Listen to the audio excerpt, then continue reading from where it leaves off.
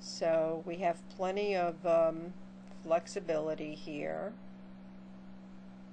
And I've carved down some of this shoulder area and carved down this neck area, so I have plenty of space to put new clay.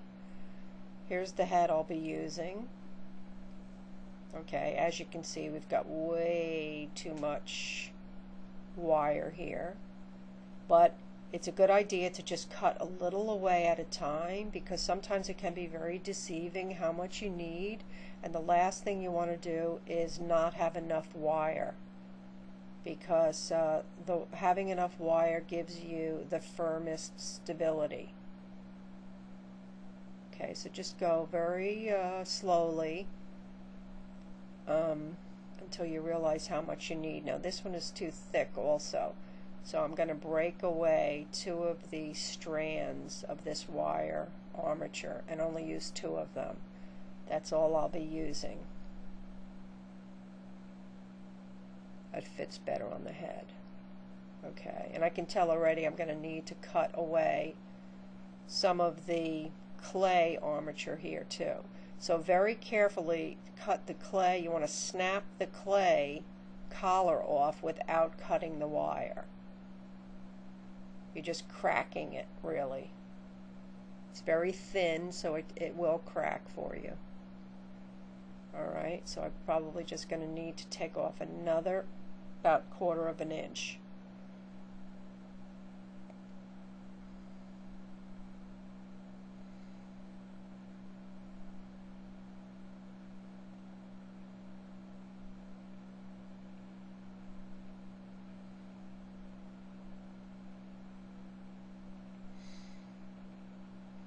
Going to get rid of these.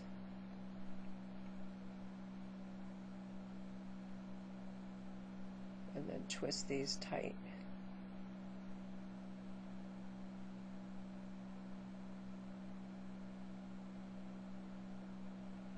Okay. So I just need a little bit more off.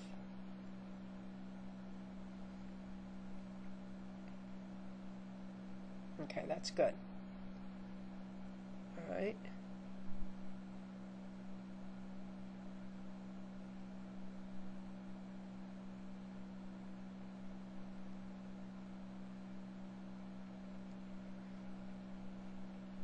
Okay, now I'm going to do the same procedure on the waist and the neck. I'm going to coat it with the liquid Sculpting and then put on big patches of clay and half bake it and then build it up on top so it's nice and smooth and nice and strong. And before you bake it, make sure that you get a nice pleasing pose. Okay.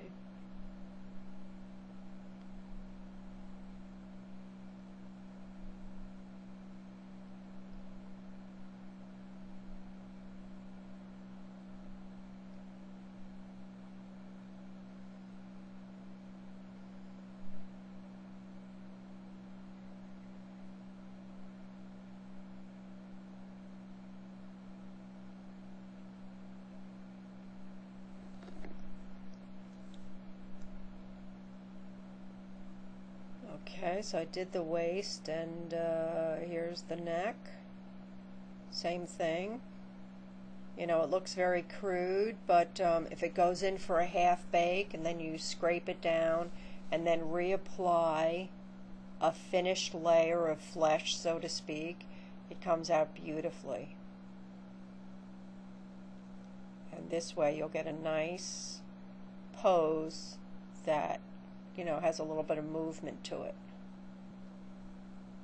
And this is the inspirational picture that I have. You can see she just has a little bit of a move to her pose. So she's getting ready for another bake. Okay, so she's seat belted in. She's going to need a little bit more support, but she's getting ready to go into the oven. Okay, so here's the doll. It's all done. And up to this point, I should say, I've scraped down the shoulders, and now we're going to move on to the arms. Now this is an advanced course, because we're not going to be using the arms from the mold, we're going to be using the hands. We've already posed them here. They're flexible on their toothpicks, which means I can put them on the armature wire, but we're going to be building up the arms and sculpting them sort of from scratch. So hopefully you're comfortable with that. So it's the same thing, you're just going to use a little bit of the liquid Sculpting.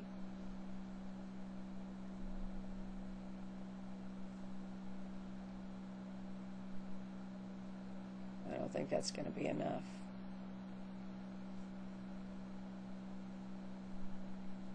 Going to need the toothpick here.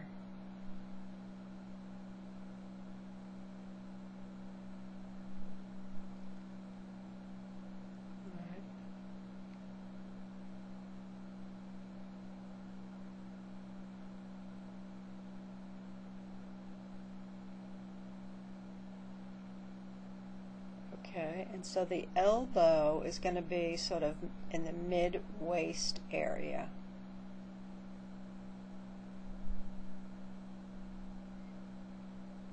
So taking just a little pancake of clay, I want to make just like a bony substructure. That's what we're going to make, and we're not going to do the elbow. So that after it's hard, it's still going to have a tiny little bit of flexibility left in the elbow area. And it'll be much easier to sculpt the finished arm onto that bony understructure.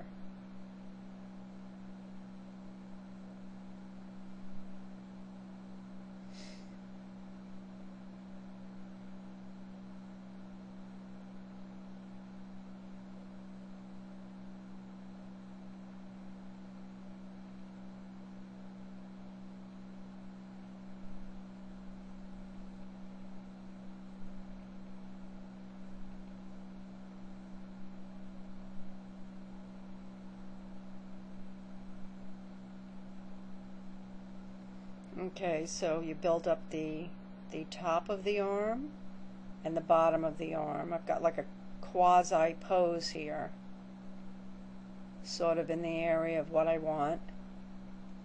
Okay, and I'm going to do the other side off camera, and then at that point they'll be ready to go in for a half bake. And then I won't work on these again until they're absolutely 100% cool. And the same thing here. Now this cuff here is way too long, so you can just cut it with a craft scissor.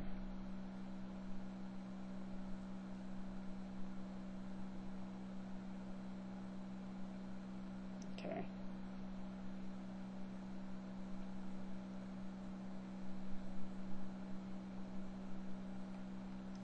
Okay, so both of the bony structures are done, and she's ready to go in for another baking. Okay, so she's taped up. I've got some paper towels folded to hold her arms in the positions that I want. Her head is taped, and now she is fully cooled, and it's much easier to build the rest of the arm.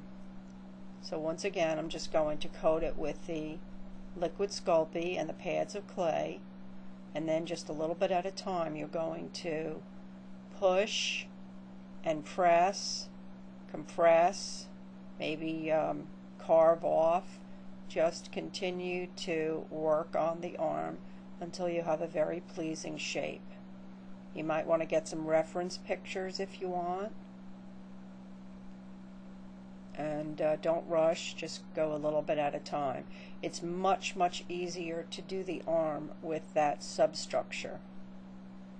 And then as far as blending it from one part to the next, because I'm using the same clay that I mixed up at the same time before I started the project, everything blends beautifully because there's no change in color. That's why it's very, very important to make up as much clay, if not more, than what you really need. I always follow the same formula, the formula that comes with the beginner kit. I still use that same formula. And this way, you know, even God forbid I had to mix up a separate batch of clay, at least I'm always following the same formula. Alright.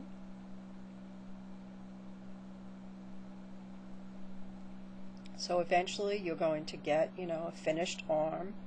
And as you can see, it does still have a tiny bit of flexibility in the elbow area, so you can still fudge a little bit on the posing. And at this point she's ready to go in for another half bake.